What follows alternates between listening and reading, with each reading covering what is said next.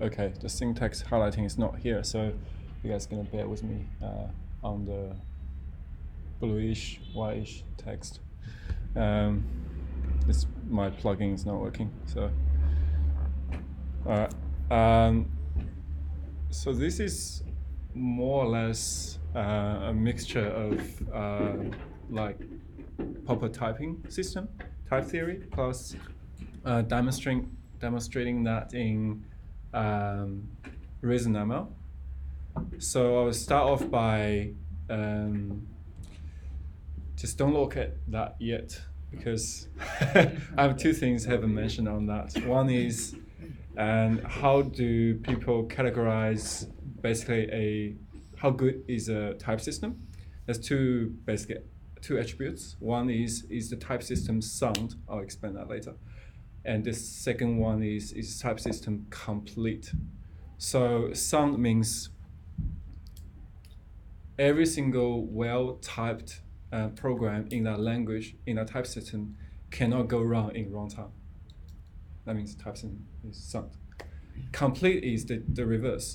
If you write a program in that language with that type system, which will not go wrong in runtime,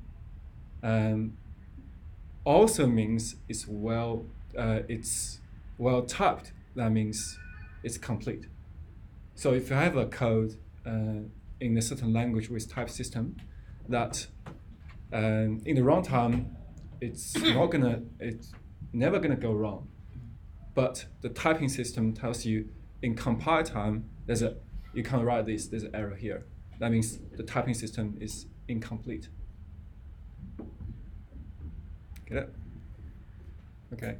Everyone's learning, no one's lunching. Do you want to share? Okay. Don't let it stop. We're all going to be watching that. I can't take that pressure. Okay, so these are the two attributes.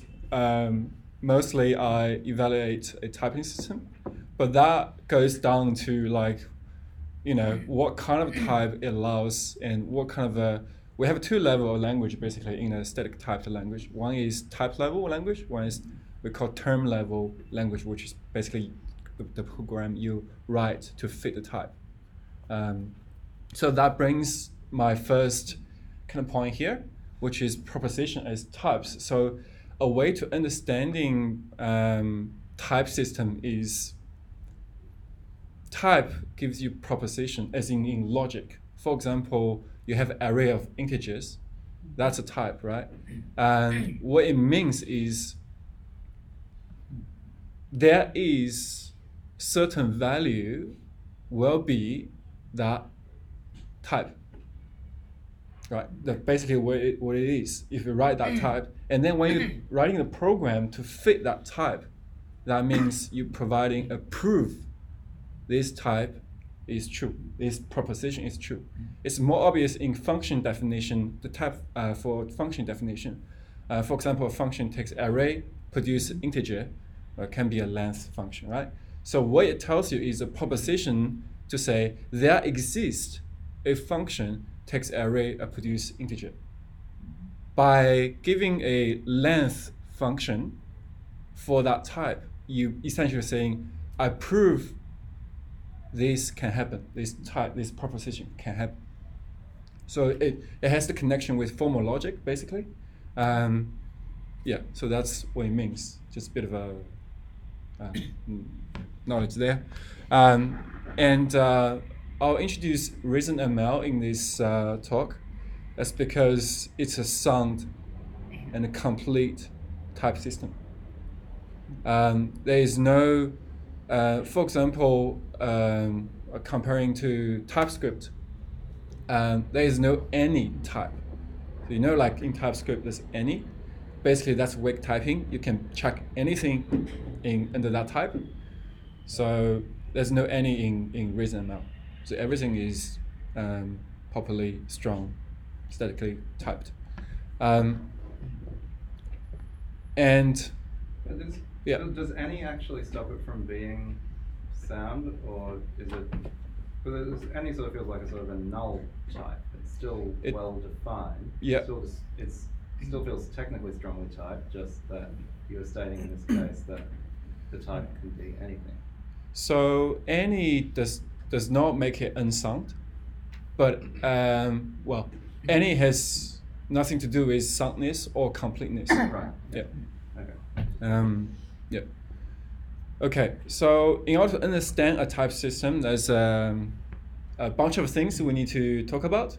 The first one is undefined. I think undefined is a good thing. Just bear with me. If you give it a better name. For example, well, there's a question here. How many values, if we treat type as set of values, how many values does undefined represent? Or in Ruby, what's in Ruby? Neo. Anyone can tell me. How many values does that type undefined represents, or the type of Neo represents? Different values types? What I mean is, for example, integer, you have basically infinite from 1 to like many numbers bound by your memory, right? Surely it represents an undefined number. Sorry? Surely it represents an undefined number. Well, so in the sense that integer versus undefined as a type, the value for integers is 1, 2, 3, 4, 5, 6, and go on. Yeah. So what's the value for undefined? How many are there for undefined? On Neo, 1, right? Okay, so it's a singleton set, right? In math, basically. Yeah. So that means it's not undefined. That is a value for that type, right? As in semantics, it's kind of not correct. So in many language, we're using just a set of brackets, like this. We call it a empty tuple. A tuple is like this, right? An empty tuple can only be its own thing. So that's the singleton set in most popularly named language. So yeah, so that's the first thing we need to understand and define what it is. The second thing is the primitive types. Primitive types in JavaScript, there's number, string, what else? Boolean. Anything else? Double. Is it double? Wasn't JavaScript, was it? I thought you said Java. JavaScript. JavaScript. Yeah. That's an object. Object? Is it primitive? No. No, it's just object type. So it doesn't qualify as primitive. We'll get to that later, why it's not primitive. So I'll get to that now. Primitive types cannot be furtherly broken down.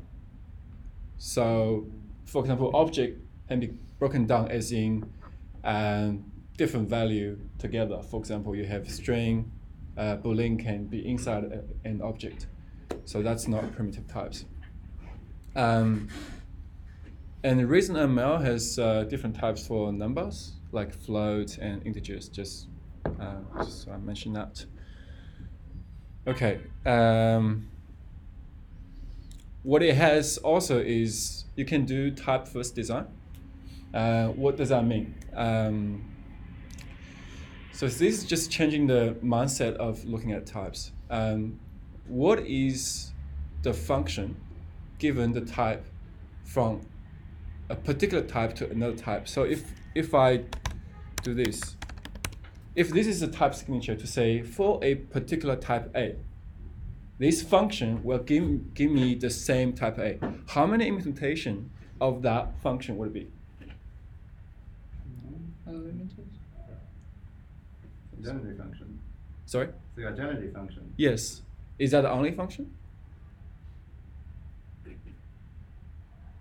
For that signature? Yeah. I think so, yeah. Yeah. Okay. So this is this is the extreme case of type first kind of a thinking, as in I write the type to limit the implementation. And so I write type first, and then I can write my program to fit my type. And that's how, in mostly functional language, we do this. Okay, so right. These are not kind of needed to go through, but I'll start with an example. Since it's a tasker, so I'll use a task's kind of a business kind of a rule or actions. So poster posts a task. That's a thing happens in the app, right? So there is 3 elements in this sentence. One is poster, that's a type. The post is an action, that's a type for function. And a task. So a task is a type as well. So we recognize the action and break that down into different types. And the first thing we write is actually to produce types for the actions we have before.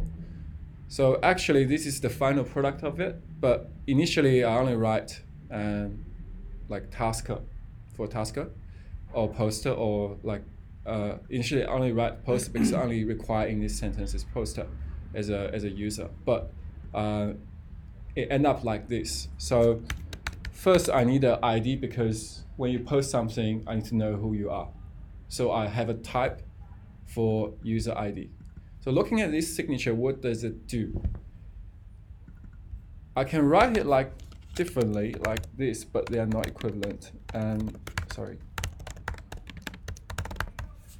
This is basically what happens in TypeScript. It's called type alias.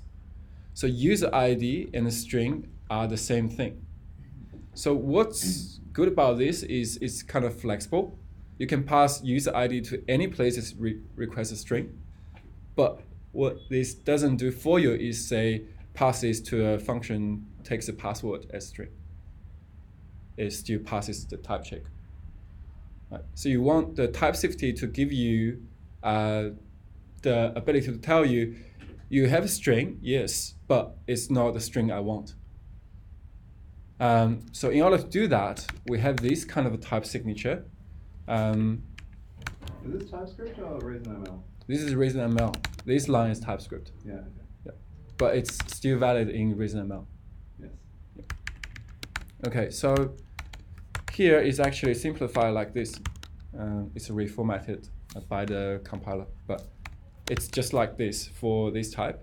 What it does is, given, we call this tag. So using user ID as a tag for string. What does it mean by saying we have a tag? It means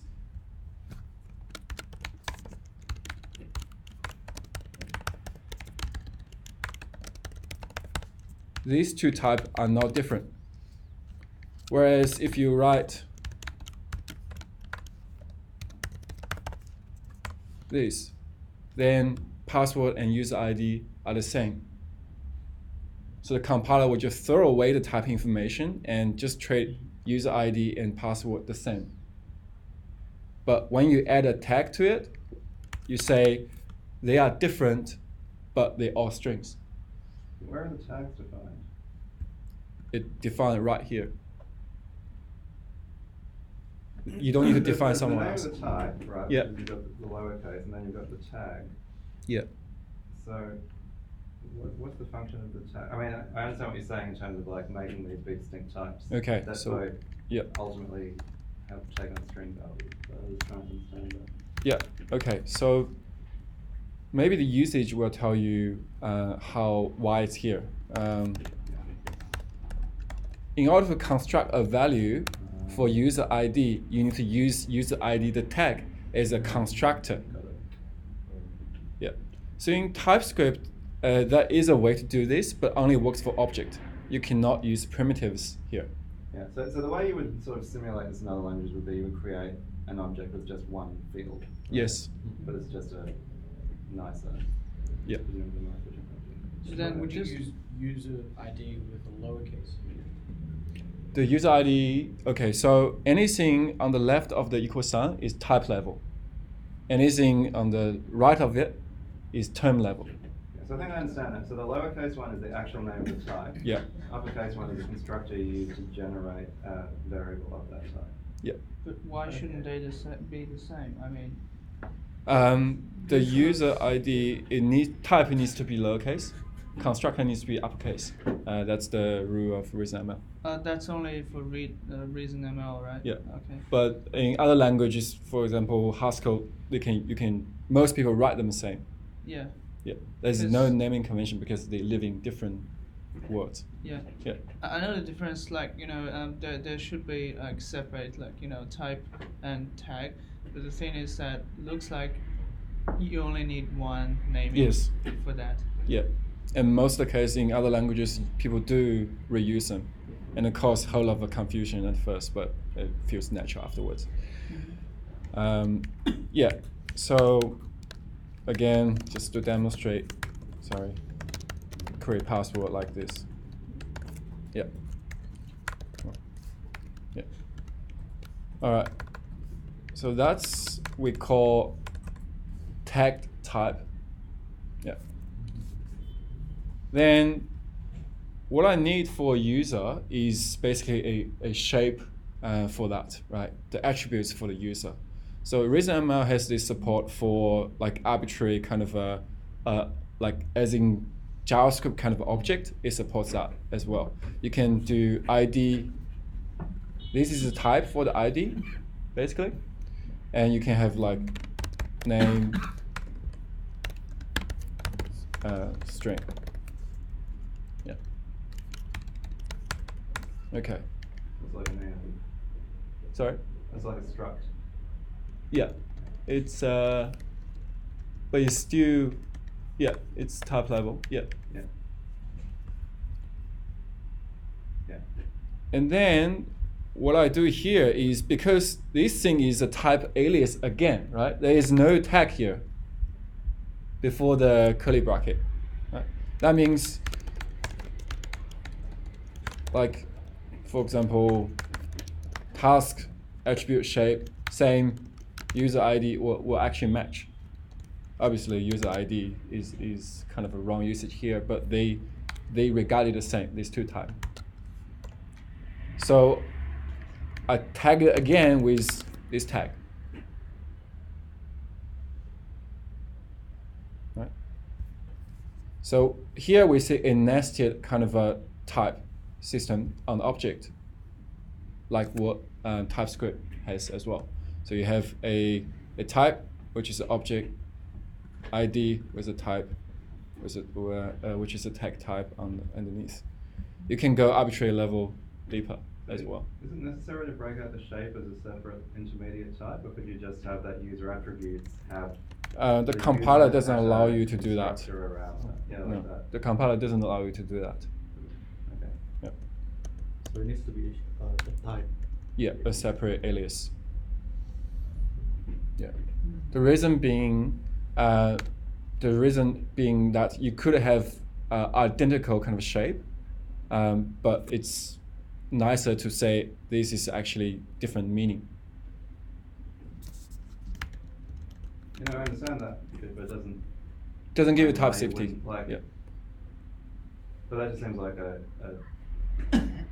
limitation of the language. Like Yes. from the point of view of writing this, that separating out the shapes seems just a bit cumbersome. Like, why wouldn't you just have user adder and then the Yes. traces inside there? Yeah. Yeah. Because ReasonML support for object is pretty limited.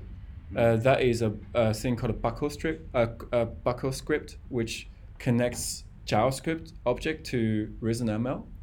So that has like a fancy support for all the things that in JavaScript. And there are Small. actually values in there because let's say if this ID, user ID is like appearing a lot in different types, then this can be a type reference of the thing when you create further types like user attributes and things like that. Well, for reuse, For admin yeah. or poster or whatever. It's for reusing. Yeah, but the limitation of you cannot put that in here is just a limitation of the language. Right. Yeah. Oh, should I say limitation of the compiler? Okay, so here we're going to say, oh, I possibly will have a poster or tasker and an admin, a three kind of type of user. So I have a type user here, which is again a tagged type, but it's a union between them. So it's an admin or a poster or a tasker. They all share user attributes. The same user attributes, but tagged with different tags, so they can be differentiated among each other. Okay. So in TypeScript, this is called discriminated union. Again, it only works on object shape. Does not work on primitives. Yeah. How do you write it in a single line? Just out of curiosity. You can just remove the first pipe. So you need the second pipe. Okay. Yeah. By the way, ReasonML comes with a linting tool called reformat. REMFT, so yeah, so it comes with the language. When you run it, it just formats it for you. Yeah. Or comes with the compiler. Yeah. Okay, so now I'm just trying to model the task. Again, tag type for type safety. So you can have name for like as a string for anything, right? Anything can have a name, but here I tag it with task name. And task attribute, nothing else. Just this is punning. That means I could write it like this. It's like JavaScript as well. Yeah. So user ID as attribute is user ID type. Name is task name type, and task, same stuff here. Now here I have a function. Now here in this function we're talking about comparison to Swift now. Why? Because Swift is just a branch of OCaml basically, just a fruit kind of a flavored OCaml.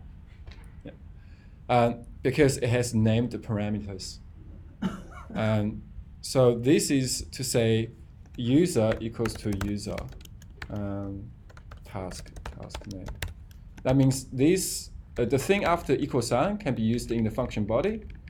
The thing before the equal sign is by things used outside of this function. Because they are the same, I can just write this. So you can write tn here, and use tn in this function body. But from the outside, you see the signature for post, it will be user and task name. It just the parameters are named. That's weird. It's on the left instead of on the right. Sorry? That's a bit weird. Yeah, so that's basically what OCaml does and Swift does. Now ReasonML inherited as well. What's the tilde represent? The tilde means it's a name, named parameters. If you do this, it's allowed, but from outside, when you call this post, you just do like the user type, or if user is a string, you just pass a string in. But if it's named parameter, you just do something like this when you call it. Okay, so the benefit of that, I think, is just when you call it, people can tell what you're actually doing. The thing you're passing is actually a user and a task name. And if the parameters are named, then the caller is forced to use the names. Yes. Here, I'm doing what's called pattern matching. Because user, I'm trying to pass this type in. It's a union between three types. So I need to pattern matching those three types. The first I want to match is admin. The admin, sorry, here I maybe just skip this line. I'll expand that later. The purpose of this is actually match against poster and getting the user ID out to create a task. That's my purpose here. Right. So say, first ignore this part. Because poster is a constructor, can be used to create a user here. So I match on poster constructor here. So pattern matching matches on constructor. And then because poster is using a user attribute, which is an alias of an object, I match against user attr. And the inside object, I have ID. So it's like ES6 deconstructing, but it's matching against constructors and object keys. So user attr is tag? Is another tag, yes. So okay, so why in this case you can put an object inside and you don't have to put the alias? Because it's an alias. Alias does not have a constructor. Right, this is the alias. And this shape is wrapped by user attr, which is a tag. So that's the constructor. I match on the constructor first. And what's inside the constructor, just an alias. It's exactly the same as that. No constructor anymore. So I'm deconstructing that. Oh, okay. So the ID here is kind of like the tag of that attribute. Yeah, so I'm further deconstructing into the So in ID. other words, the first time you can't do it, but after that you can do it. For practical purposes. Yeah, for deconstructing, yeah, you can do it. Yeah. Now, let's get back to the line before. This admin, if it's admin, I allow them to post as well. Just my business logic, not Airtaskers. So I pattern match exactly the same thing down to ID. And because I just want to use the ID, it's irrelevant to what type of user they are. So I can omit the fat arrow here, which is say fall through. So match on them both, or either or. I can do creating a task. For any other type, what I can do is write tasker something here. But I don't need to use tasker anymore, so I just say for this underscore means for the rest of the cases. Like in any time. Not really. For anything, right? Yeah. Oh well, it's just an if statement basically. Yeah. So this is the else. So here we have this sum and none here, and ReasonML built in this this type called option type. Yes, so it represents there's nothing or there's something. So yeah, that's the type. So option is defined like this.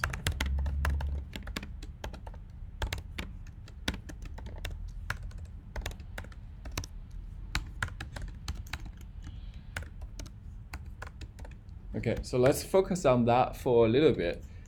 First, it's a tag type. It's either by that constructor with no constructor parameters, or sum with a sum as a tag and a value here. So the apostrophe here means for all types. Okay, it's a polymorphism on option. That means when I do string, that means none, sum, string. When I do integer, means that. So for all types, in order to write only one line, I do this apostrophe A. Is that like generics in TypeScript? Yeah. Does it support primitive? Yeah, this supports primitive, like supports object, anything. something in my brain that you see the apostrophe and you don't see a closing one. So basically that's a null. It makes the type nullable. Yes. Yeah. All right. So that means I construct it like this. The sum and the type I'm passing is I use the constructor for task. Yeah. And for other cases, I just return a null as use none as the tag to constructing an option here. All right. And you don't need to explicitly say the return signature. No, everything is inferred. There is no error message to say this type could be any, like in TypeScript. So it's a total typed, like it's a complete and sound system. The inference system is very strong. All right. Okay, this is me creating a poster. Just ignore this part. I'm just playing with it. Okay, this is the first part. Any questions so far? Actually, I wanted to.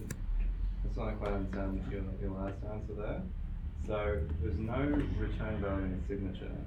What inference is it making? Like, and as when you're writing code, you see a function, you don't know what it returns. How do you make sure that you are correctly typed? Okay, so it's inferred by basically all the code here.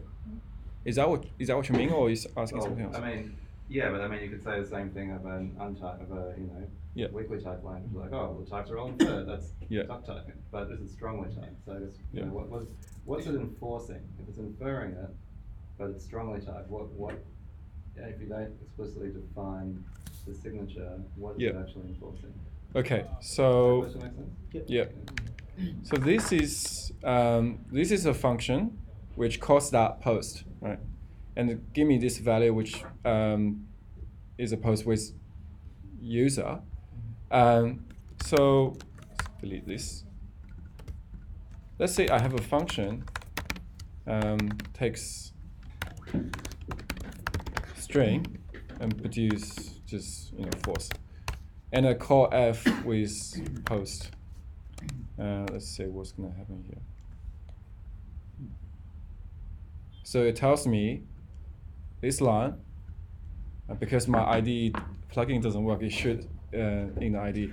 So this line tells me, it should have this type, but somewhere wanted string, because here it's string.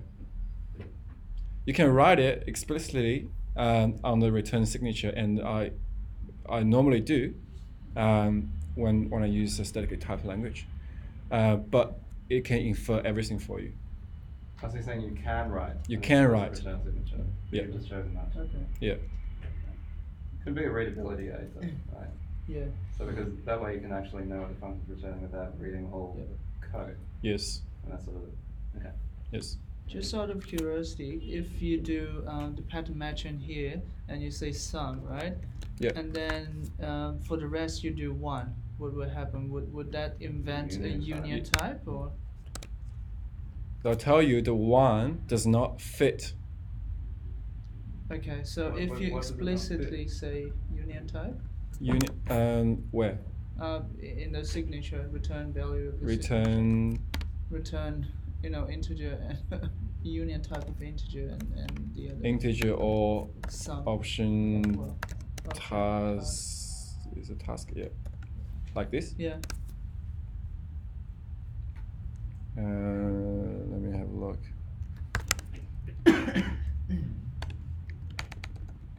But if you don't, even before you get there, if you don't explicitly specify the return type, then Yeah. what way is one not valid? Shouldn't it, if it's doing automatic inference, shouldn't it automatically One is not valid. Yeah, it will give you an error No, message. that's not my question. Like, why is it not valid? Shouldn't it just be automatically inferring that it's a union type? Oh, it's actually not, because here I'm returning a sum. That's a type to say, oh, your intent is return a sum. But here you're returning a one. No, I understand that. Yeah. But like the inferred type there would be it's a union. It's either a sum with that signature or it's an integer. It does not. I think it's So is do that the a way least. a way to infer unions? Is that No, the it answer, does the or- least in inferring. It won't go to say, oh, you actually have a sum. It does the least to say it doesn't match, because that's the source of bugs here.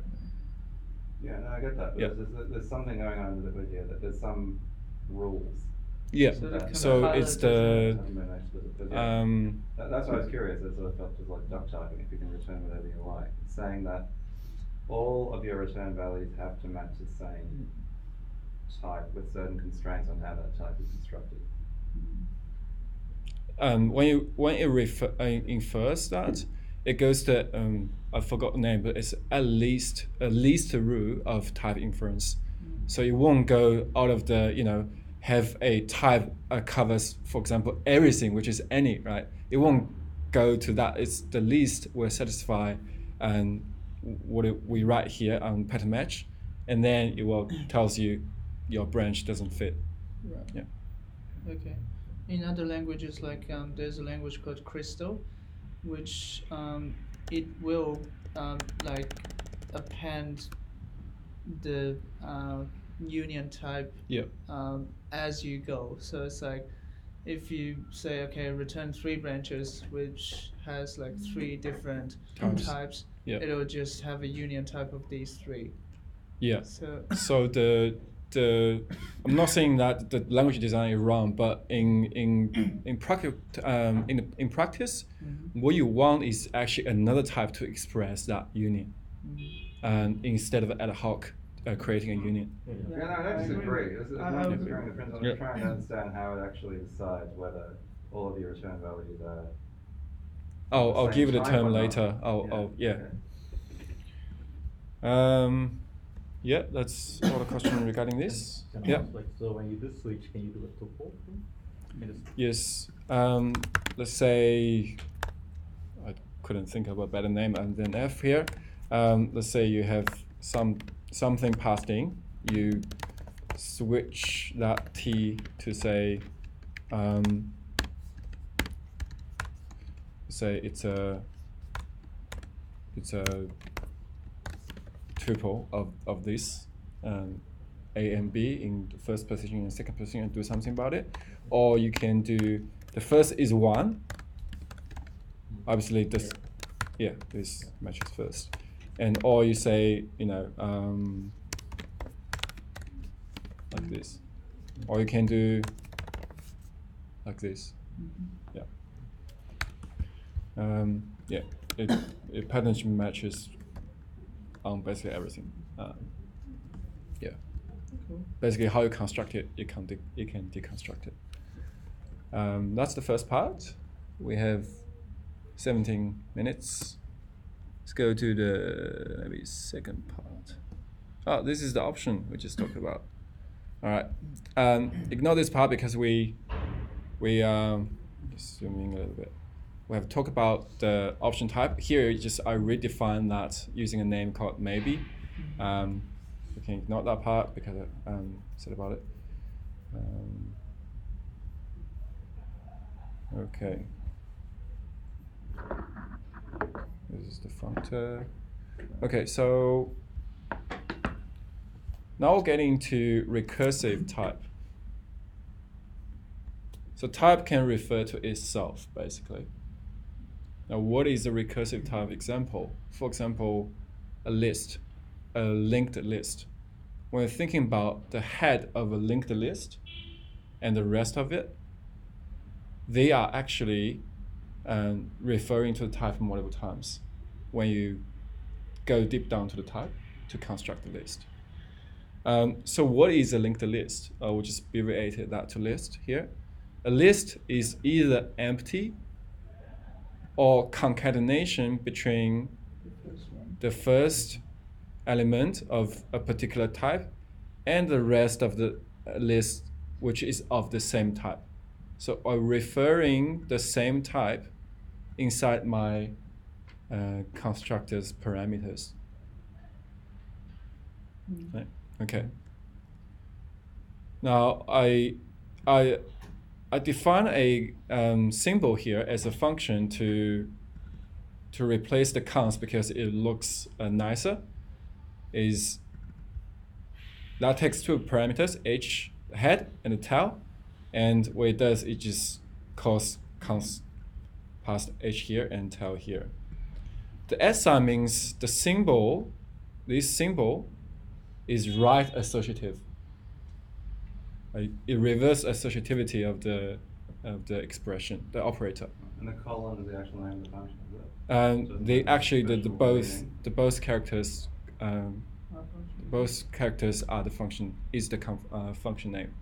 So when you Right. use it, you use both characters like this. Alright. But that symbol has a specific meaning. Yeah. But the colon doesn't. The column doesn't. Yeah. The S sign has right associativity. It just tells you right associative. So Yeah. brackets can be omitted. Yes. That means originally we write this to construct a list.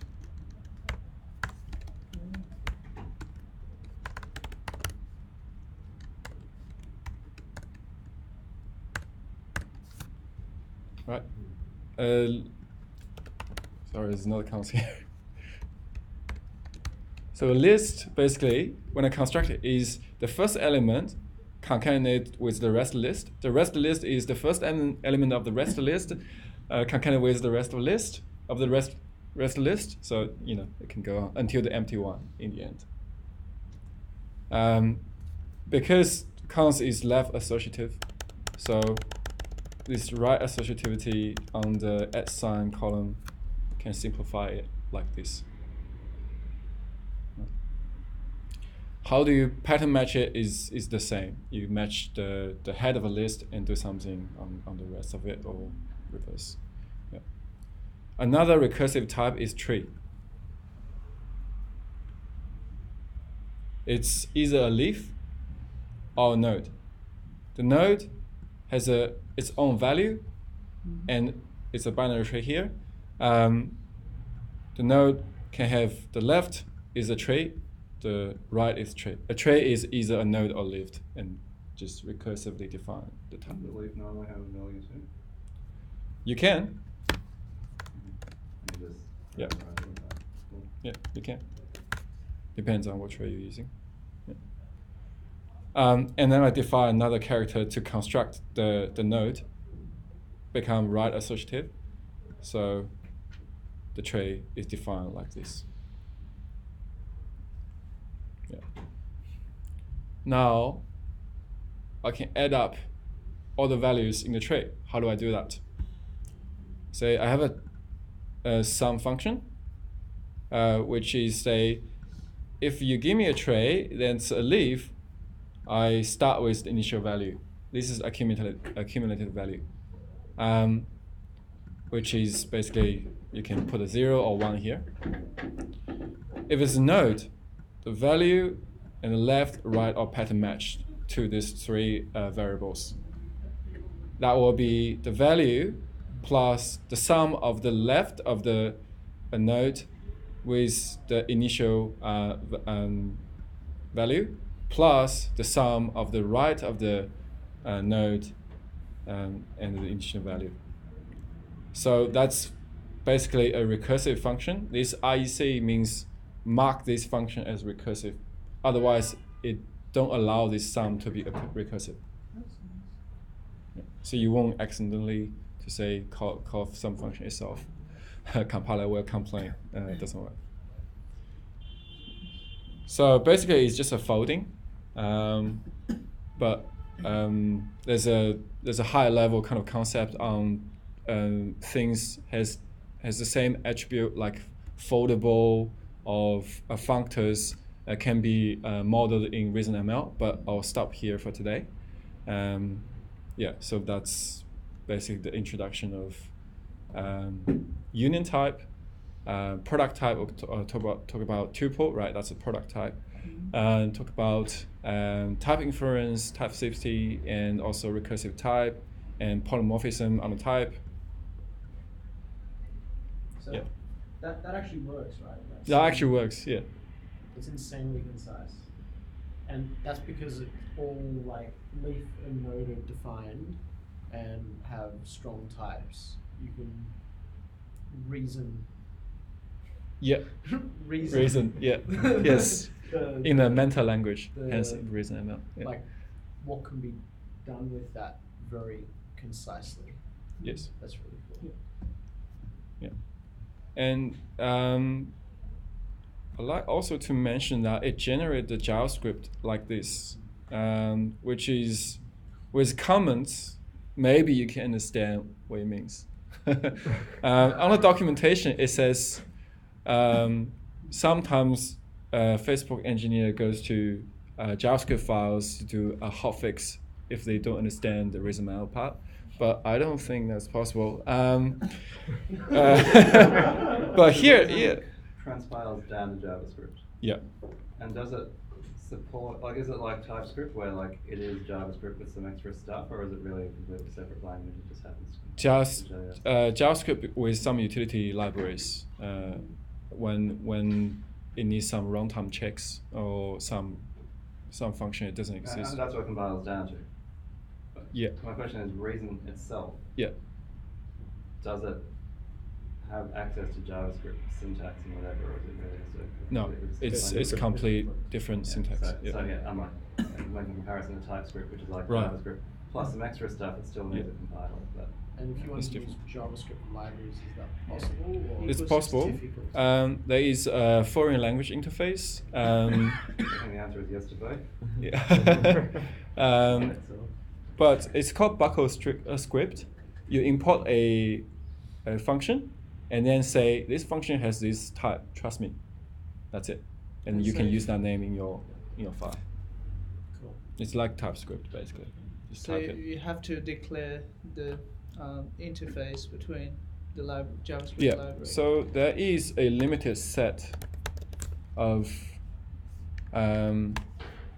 type kind of packages that gives, for example, React.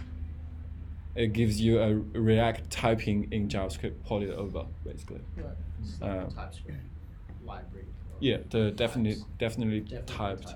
Yeah. So it's same thing, but far less libraries available.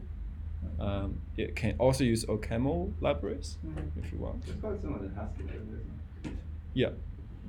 Yeah. But so given that sort of limited integration though, like how would you use something like this in practice? Because I think a lot of languages like Haskell, the problem is they just don't have an ecosystem around them. I think several points here. One is Facebook is already used this in production to build the messaging app. They are 100% ReasonML and started like bit by bit, like one file by one file and compile them. So hypothetically, if we wanted to, build another app and it's like, how does it interact? Like, does it have access to things like React or? Yes, there's this thing called Reason React. Oh, you know. Yeah, so it's a So that's how you type get access binding. to the DOM Yeah, and all of that. Okay. yeah. But because it's a different language system, so if some JavaScript library is not, conforming to ReasonML, then you can't use it. Right? Unlike TypeScript, the buckle script, the foreign function interface actually supports, for example, variadic parameters. Like those quirks in JavaScript, it all supports that. Oh, okay. Yeah. So you can type anything in JavaScript using an external, mark to say this is of this type. Yeah, and what else I want to say? Forgot, I think. How good is IDE support?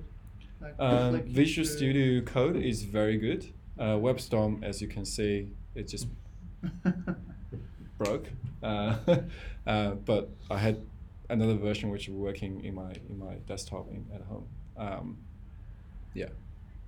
So it has inline kind of error message for you to say this type doesn't match, like TypeScript. Yeah.